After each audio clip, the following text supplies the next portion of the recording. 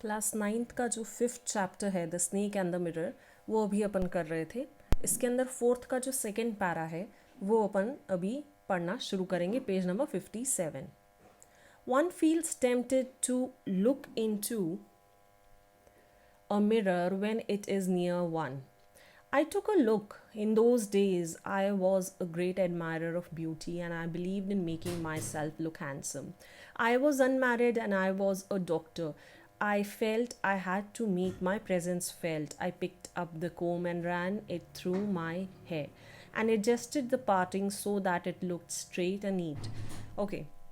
अब यहाँ बात हो रही है कि अक्सर ऐसा होता है कि अगर आपके कमरे में मिरर है और वो आपके बिल्कुल ऑलमोस्ट सामने या आसपास ही है तो बार बार आपकी नज़र उस मिरर पे जाती है और बार बार आपको लगता है कि मिरर में देखो, अपने आप को संवारो.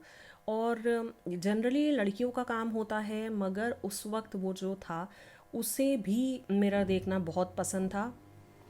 और वो एक डॉक्टर था, हैंडसम था, तो उसका ज़्यादा ही ध्यान आता था मिरर की तरफ और उसने कोम उठाई, अपने बालों को एडजस्ट किया. Again I heard that sound from above. I took a close look at my face in the mirror.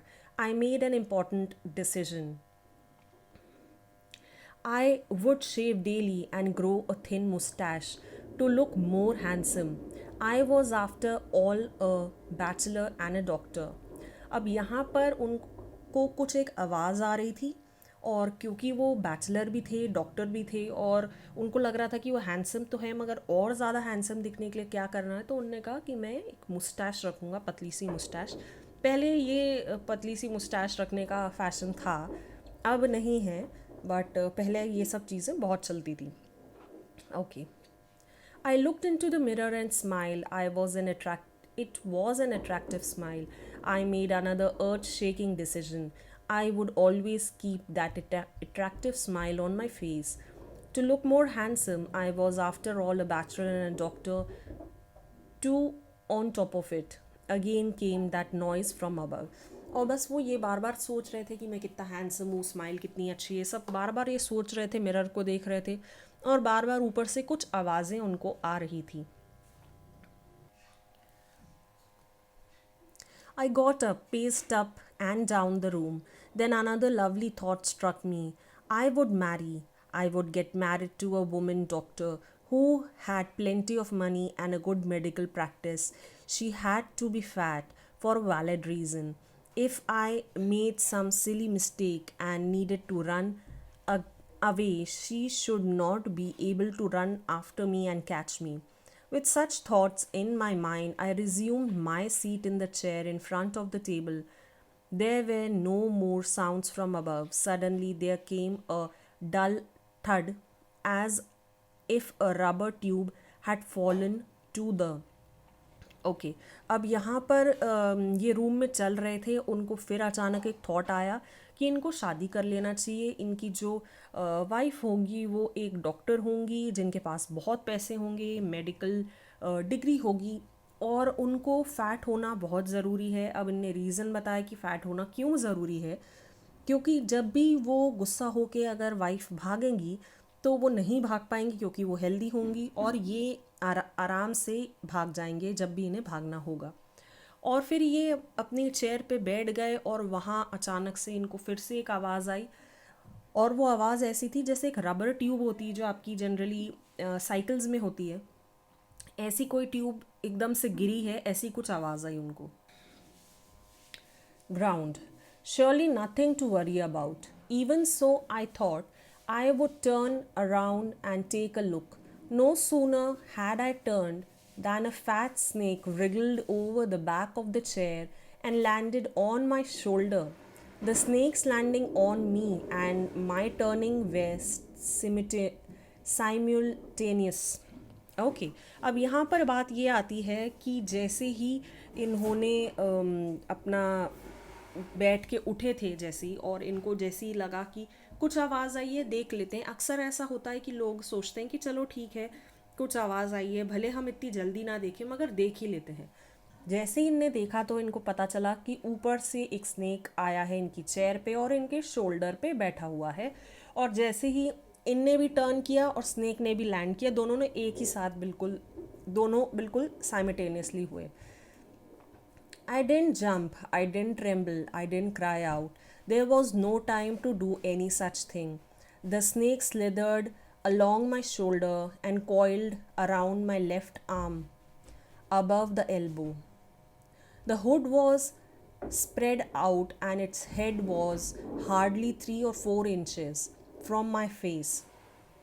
अब यहाँ पर जो स्नेक था ये बिल्कुल चिल्लाए नहीं, कुछ नहीं कर पाए, क्योंकि इतना अचानक हुआ कि इनके पास इतना वक्त ही नहीं था कि ये कूद पाए, देख पाए, चिल्ला पाए, कुछ भी नहीं कर पाए.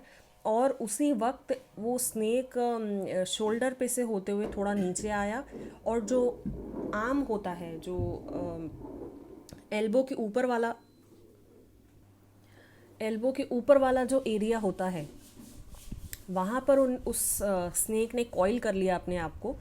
और उसके बाद उसका जो हेड था स्नेक का और इनका हेड 3 or 4 इंचेस की ही दूरी पर था, मतलब इतने पास थे वो लोग. It would not be correct to say merely that I sat there holding my breath. I was turned to stone, but my mind was very active. The door opened into darkness. The room was surrounded by darkness. In the light of the lamp, I sat there like a stone image in the flesh. Okay अब उधर पर सब कुछ बहुत अंधेरा था, कमरे में भी अंधेरा था, कमरे के बाहर भी अंधेरा था, और ये बिल्कुल स्टोन जैसे बिल्कुल स्टिल बैठे हुए थे. इनका दिमाग भले चल रहा था मगर बिल्कुल स्टिल बैठे हुए थे, क्योंकि इन्हें लग रहा था अगर ये हिले तो स्नेक इन्हें काट लेगा. I felt then the great presence of the creator of this world and this universe. God was there. Suppose I said something and he did not like it. I tried in my imagination to write in bright letters outside my little heart the words, "Oh God." There was some pain in my left arm. It was as if a thick leaden rod, no, a rod made of molten fire, was slowly but powerful crushing my arm. The arm was beginning to be drained of all strength. What could I do? अब उन्होंने भगवान को याद किया. जैसे कि कुछ भी मुसीबत आती है तो अक्सर ऐसा होता है कि इंसान सबसे पहले भगवान को याद करता है. जब और कुछ नहीं कर पाता तो यही चीज़ सबसे पहले उसके दिमाग में आती है. और उसे ऐसा लग रहा था कि एक लेड की जो रॉड है वो उसके हाथ पे टाइट होती जा रही है. फिर उसने कहा कि लेड की रॉड नहीं है, वो मोल्टन फायर की रॉड है. और मोल्टन फायर मतलब गरम है बिल्कुल, और वो हाथ को क्रश कर रही है रॉड, और पूरी स्ट्रेंथ लेती जा रही है. ऑफ कोर्स सी बात है, स्नेक अपने आप को और कंफर्टेबल करने के लिए वो हाथ पे या किसी भी चीज़ पे और टाइट होने लगता है और अपने आप को कंफर्टेबल करने लगता है, मगर जो चीज़ पे वो रहता है वो चीज़ क्रश होने लगती है. At my slightest movement, the snake would strike me. Death lurked 4 inches away. Suppose it struck. What was the medicine I had to take? There was no medicine in the room. I was but a poor, foolish, and stupid doctor. I forgot my danger and smiled feebly at myself. It seemed as if God appreciated that. The snake turned its head. It looked into the mirror and saw its reflection. I do not claim what it was. The first snake that had ever looked into a mirror, but it was certain that the snake was looking into the mirror. Was it admiring its own beauty? Was it trying? Okay, अब यहाँ पर ये हुआ कि इसने जो doctor था उसने खुद को ही थोड़ा नॉर्मल करने के लिए सोचा कि मेरे पास तो मतलब वो कुछ ना कुछ सोचने में लगा हुआ था. उसका ये दिमाग चल रहा था कि मेडिसिन तो है नहीं, मैं तो पुअर हूँ, फूलिश भी हूँ और बहुत स्टूपिड डॉक्टर हूँ, तो क्या होने वाला है. उसी वक्त शायद उसे लगा कि भगवान भी उसको देख के हंस रहे हैं, और इसी वजह से स्नेक ने मुड़ा और उसने रिफ्लेक्शन मिरर में अपना देखा. और फिर ये सोचने लगा कि स्नेक अपने आप को मिरर में क्यों देख रहा है, क्या ये अपने आप को एडमायर कर रहा है, क्या ये अपनी ब्यूटी को देख रहा है. तो ये इसके दिमाग में कुछ ना कुछ चल ही रहा था.